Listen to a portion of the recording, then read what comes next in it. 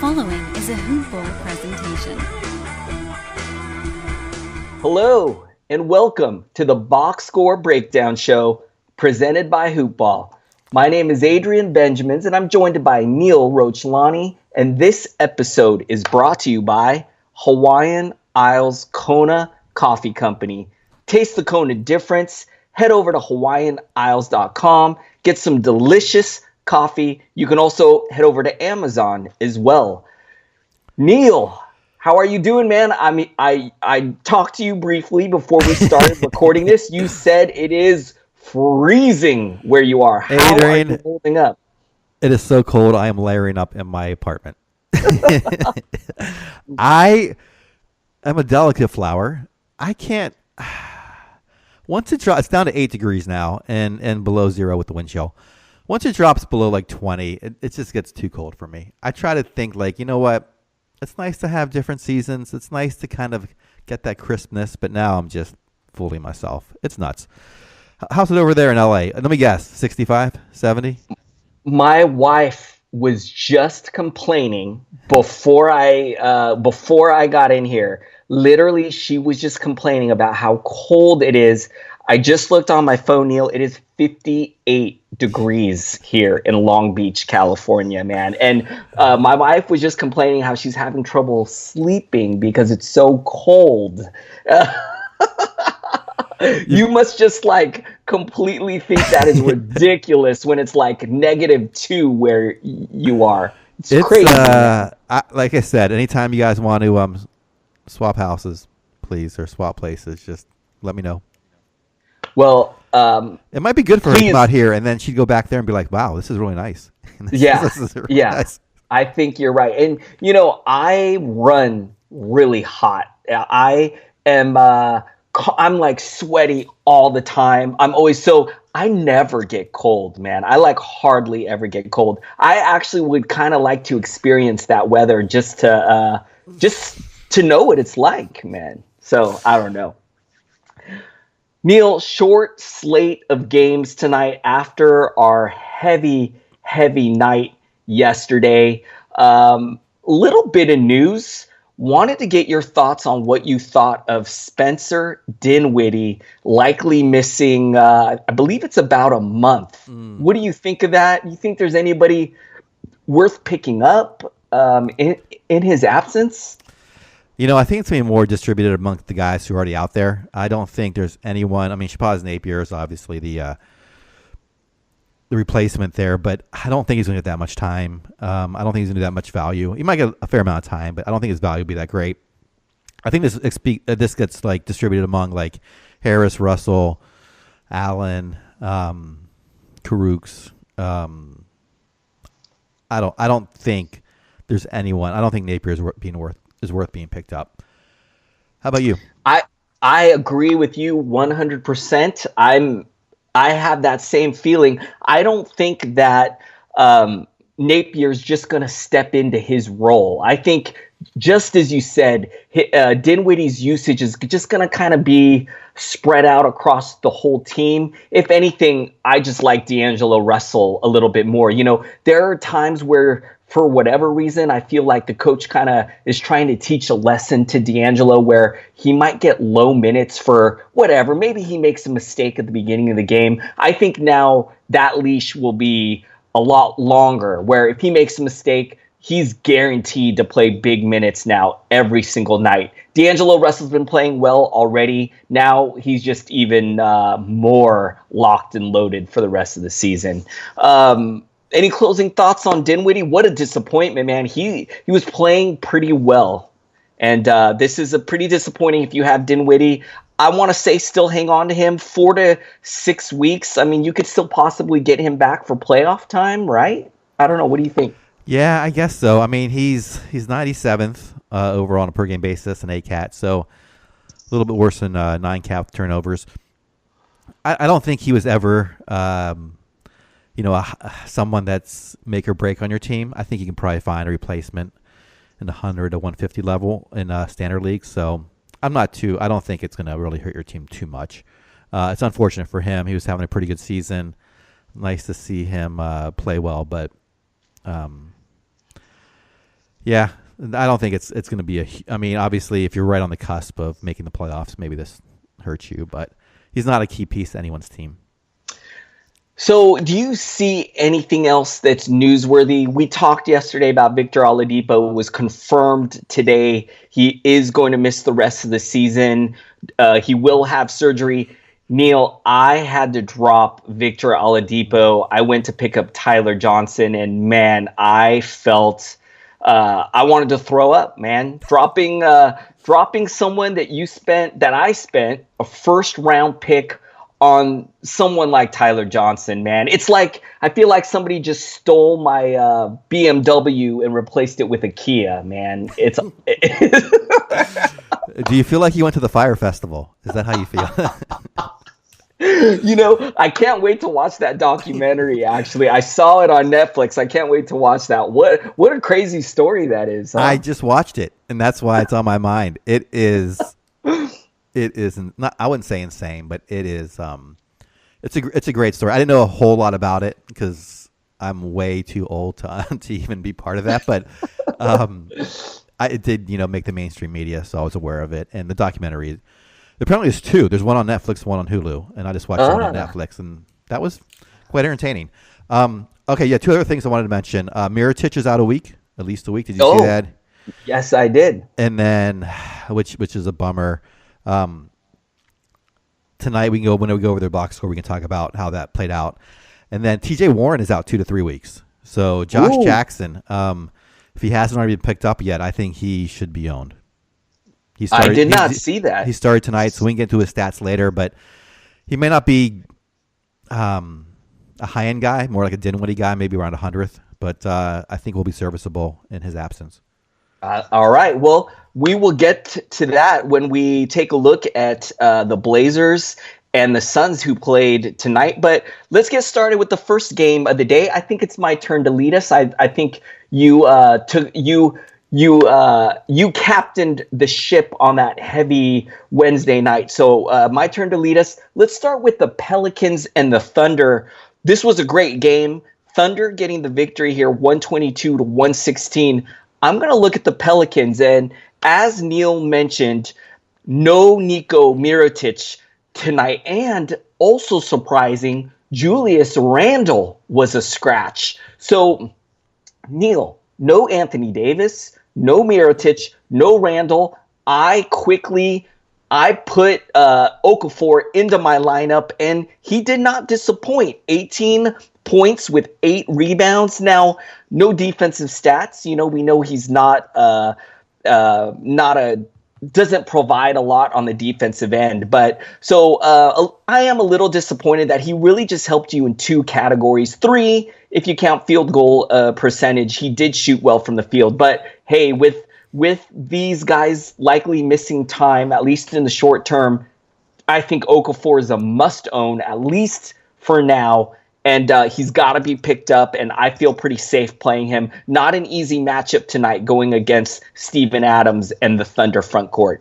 Other things that are important to note, Elfrid Payton really turned it around in this one. 15 points with 12 assists, a steal, 2 blocks. He's been really struggling lately. He also had 4 rebounds. Shooting wasn't too great, only 5 of 12, but I'm encouraged by this line. Hey, maybe with all these guys out, maybe it'll help kind of get Peyton going. A lot of usage is available. Maybe he can step in and provide some value. Jrue Holiday doing his thing, man. 22 points, 13 assists, 9 rebounds, flirting with a big triple-double, 4 steals, a block, 3 threes. Excuse me. He's outstanding. Excuse me. Miller, 21 points, 7 rebounds, 2 assists, a block, 5 threes. I don't know. I'm just going to ignore this, but I'm going to keep an eye on him. I think this is probably more of an outlier. Neil, what do you think of the Pelicans? Yeah, really depleted tonight, as you said. Darius Miller, I started Okafor as well, and field goal percent is something I need help in, so that was really helpful for him, 9 of 12 from the field. Miller, I guess we'll see how long Randle's out. He was just questionable, so it was a last-minute scratch, like you said. And then Mirotic, I don't think I would I can trust anyone though, except for Okafor right now. I guess if Randle's out in another game, maybe Miller or Solomon Hill, but I'm not sure how it's going to work out. Miller took 17 shots, so maybe he is someone you can stream for a game or two, but I think it's very risky. All right, Oklahoma City, can I hop over on that side? Yes, sir. All right, get some of that Hawaiian Isles Kona coffee. Clear up. I know it's freezing over there in the on the West Coast.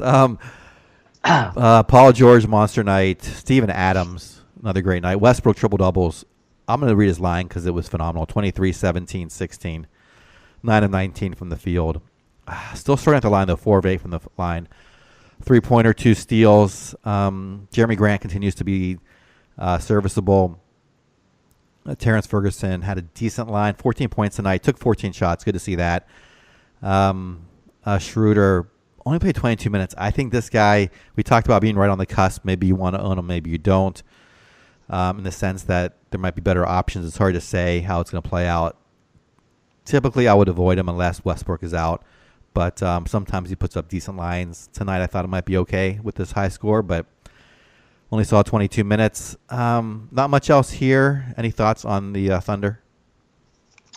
Nope, not a lot for me to add. Fantastic game from them. A lot of nice fantasy lines here tonight. And, not a lot of storyline here. We know who the guys are, and everybody is who they are, man. All right, I'm going to jump over to the next game. I've got the Warriors and the Wizards. This was a great game, a lot closer than I thought it was going to be. 126 to 118, Wizards getting the victory. Neil, I heard on the TNT broadcast tonight that the Wizards are the first team in NBA history to start 5 All-Stars at the same time, which is outrageous. And man, they look good. And one of the reasons why they play so well together is they all pass pretty well. Even Cousins, he's a decent passer for a big. And speaking of Cousins, 3 assists tonight with 17 points, 6 rebounds. He's looking really good already off the bat, off of coming off that Achilles injury. Looked great. Another thing to note, Green doing what he does, which is low-end scoring, but providing stats in other categories. 15 boards, 7 assists. Great game from him. Curry doing his thing with 38 points, 3 assists, 4 boards, 2 threes. Durant, 21 points, 2 steals, 3 blocks. You got to love those defensive stats. 5 assists, 2 rebounds. They're rolling, man. Klay Thompson was probably the disappointing one here, but I would not be worried. Played 36 minutes, took 13 shots tonight. It just wasn't falling. It was 4-13. So Klay Thompson will bounce back in the next one. Don't trust anyone off the bench. Neil, what do you think of the Warriors? They're rolling right now. They're looking really good. After the rough start to the beginning of the season, they're looking like they're the favorites again, man. Yeah, well, we all knew they were going to come around at some point. Let's just look at Cousins as the most interesting line to try to value him.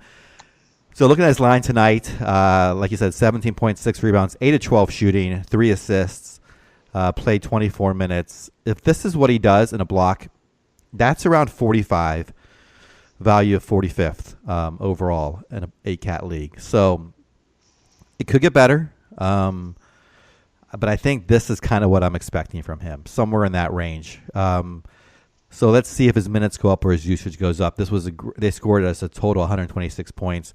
I don't see them pushing him to 30-minute range unless they need to for whatever reason. Maybe in crunch time they want to test themselves against some team. Because tonight Curry played 35 minutes, Durant 37, so they definitely needed those guys to step up. Thompson 36, Draymond 33, Cousins only 24. And if that's kind of the case, I know he's just getting back into shape, but if he stays around here, he's like 45th value. If he goes higher in minutes, then yes, maybe we see the second or third round value that, or even first potentially, because this guy's phenomenal. I like what we said about passing. Everyone here can pass well.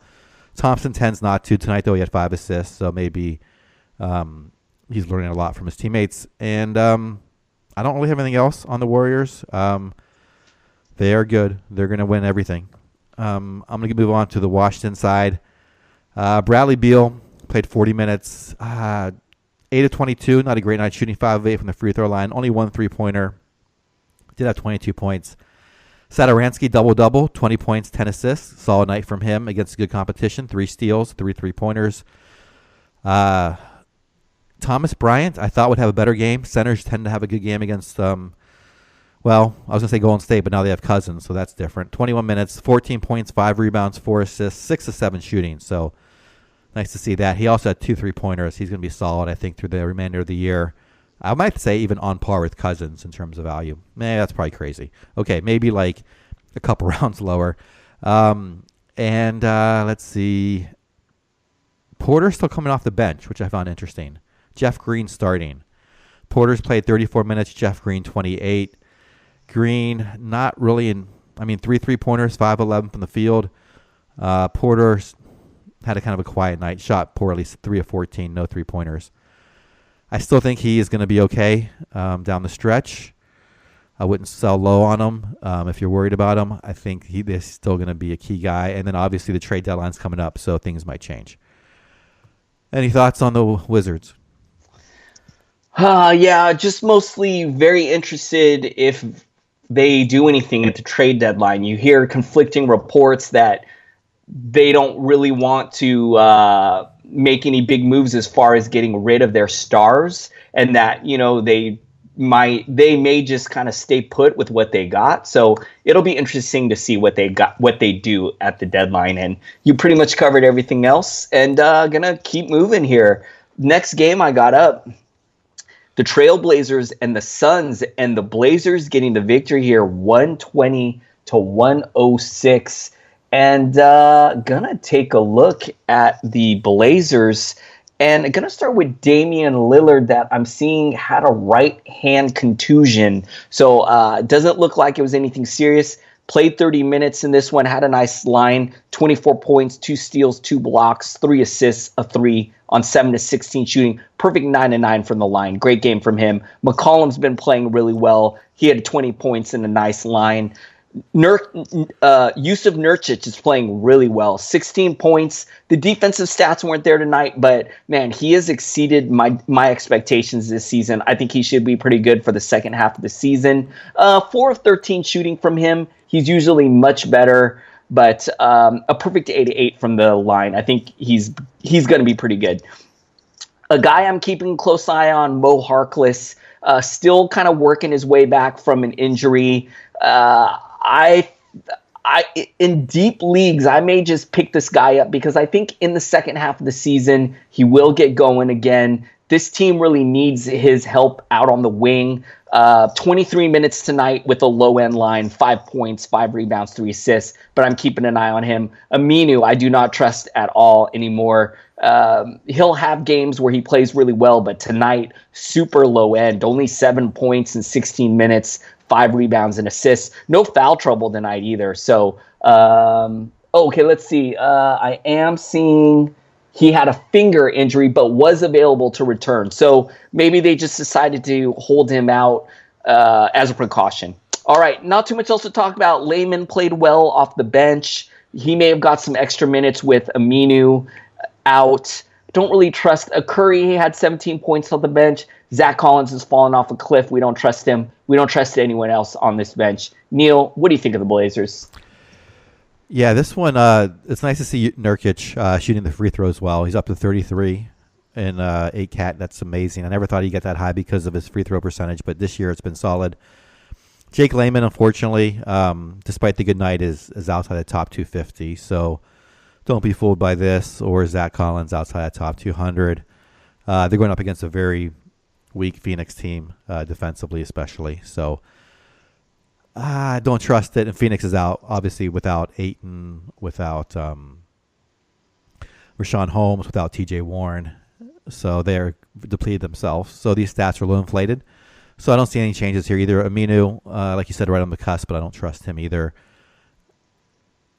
I'm going to move over to the Phoenix side. So let's talk about a couple interesting things that popped up. Josh Jackson is now starting, played 28 minutes.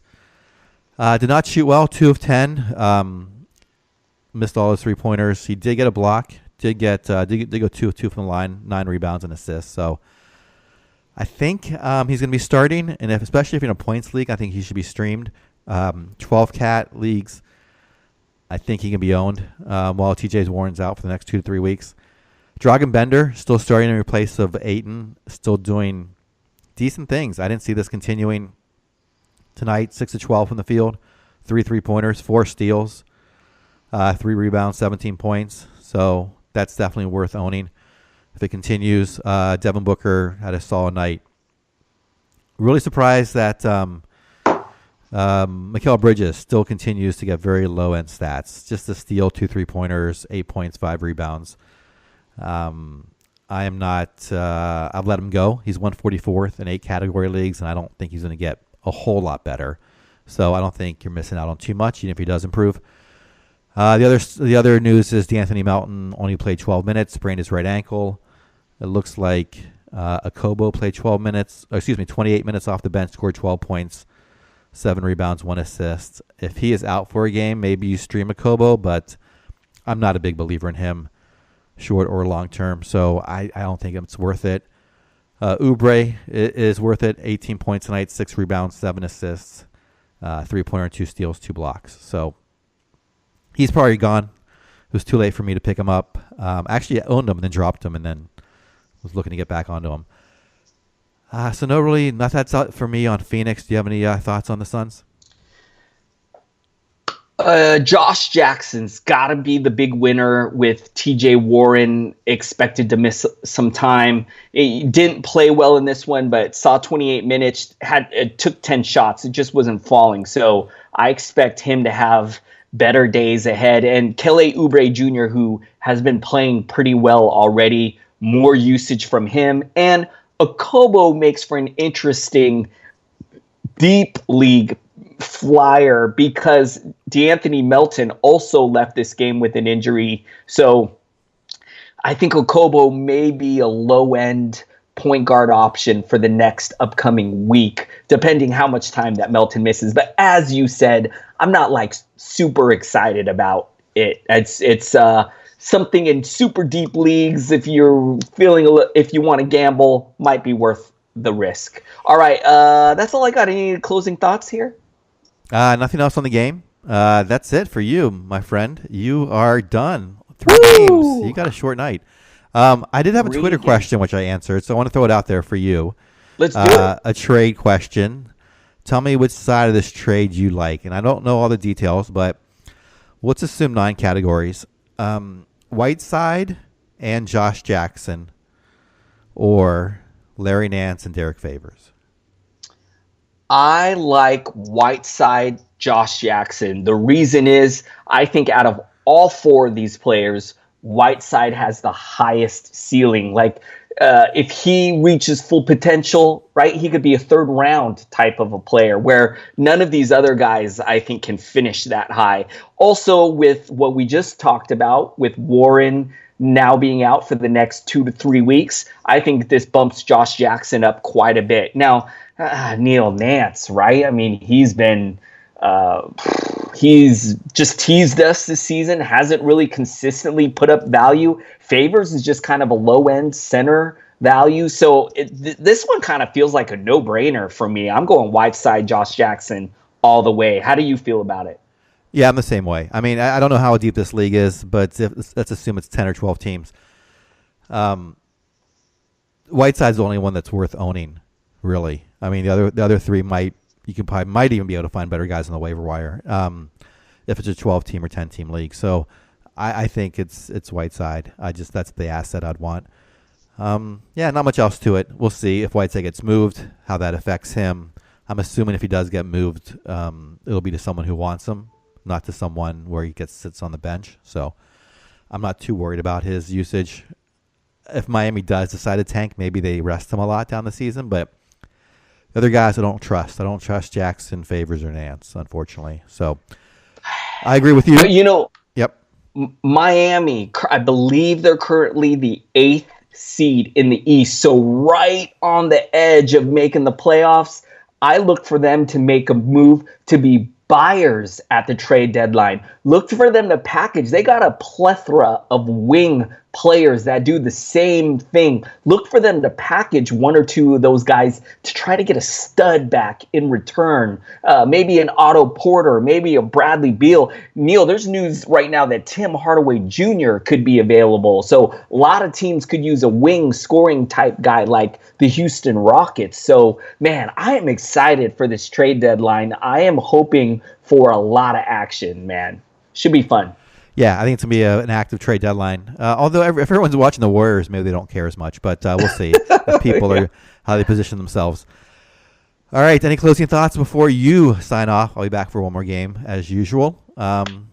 Neil, this week has been crazy. I am looking forward to taking a break the next few days and just decompressing and getting some rest. The family is finally healthy. Want to thank you all for listening and supporting the show. We've had a lot of fun. It's been a great week. Hit us up on Twitter. He's at Ball with Neil. I'm at Adrian Benjamins. Neil, I hear you're going to be doing some traveling.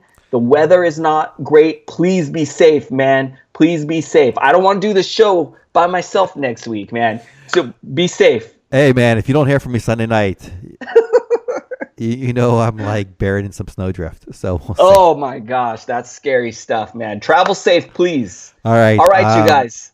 Thanks, okay. Thanks so much, guys. I'm sorry. Any closing thoughts? No, I still have a game to do. You sign off. Neil will be back for one more.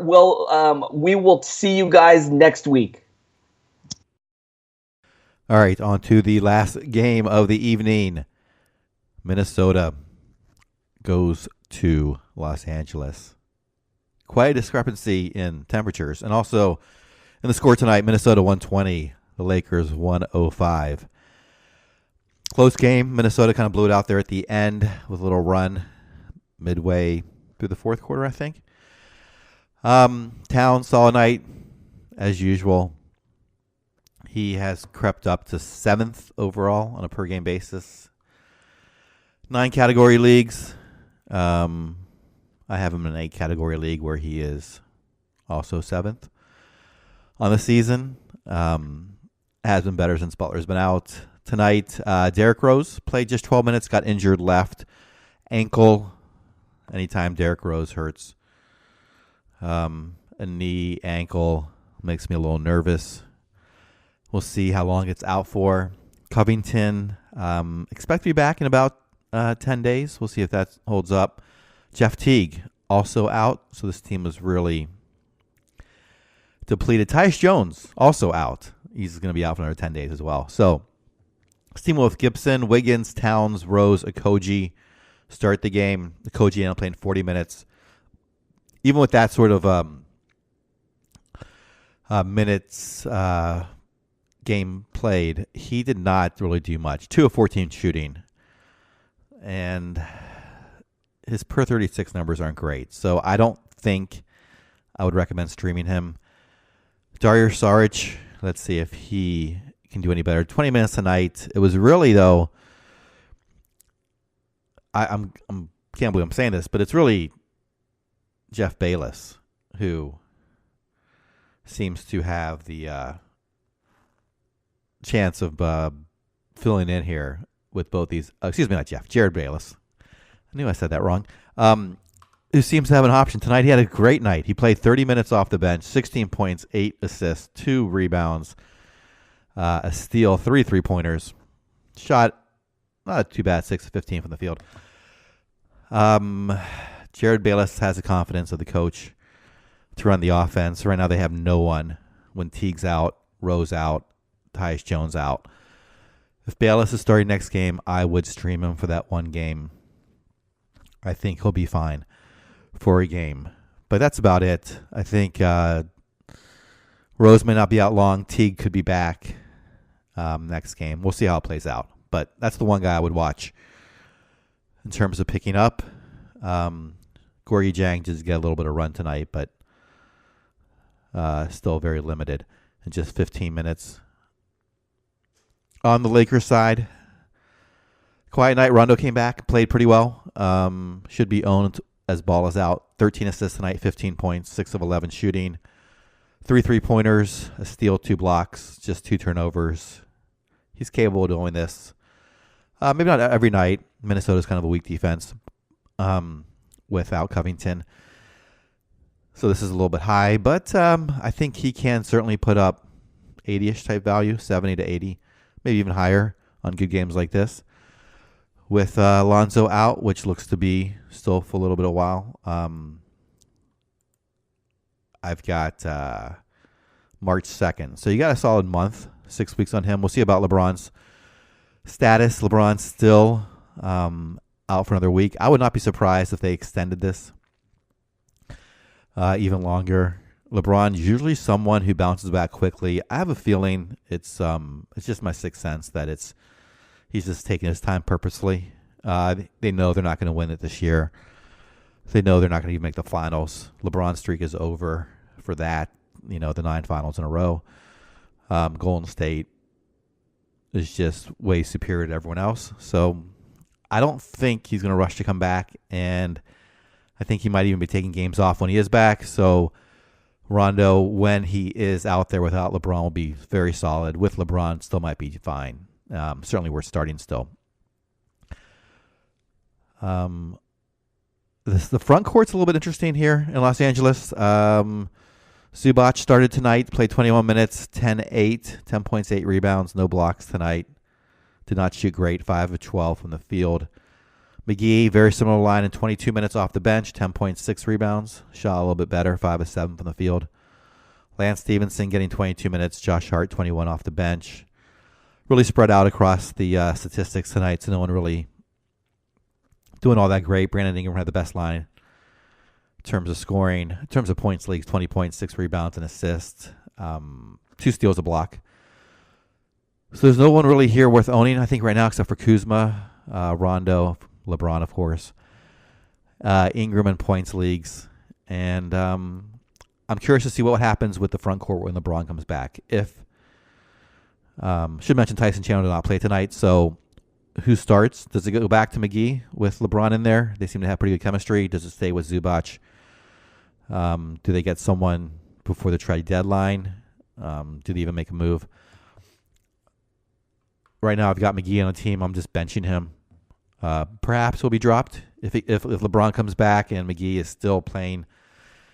He drops to below 20 minutes a game. I think at that point I'll drop him. Right now, he's a wait and see. I think probably the same thing with Zubac. Perhaps one of those guys becomes more viable. With LeBron passing to them, they should score more. They should have higher percentages.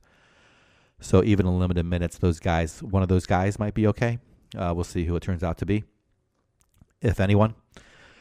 Perhaps Chandler, known to be a LeBron guy. Let's see if that chemistry is there. And that is it. That is it for Box Score Breakdown. We are off for the next 2 days. We'll be back on Sunday night. Again, we are sponsored by Hawaiian Isles Kona Coffee. You can check them out at hawaiianisles.com or on amazon.com. Again, you can follow me on Twitter. I'm at BallWithNeil, BALLWITHNEIL. And we'll talk to you next week.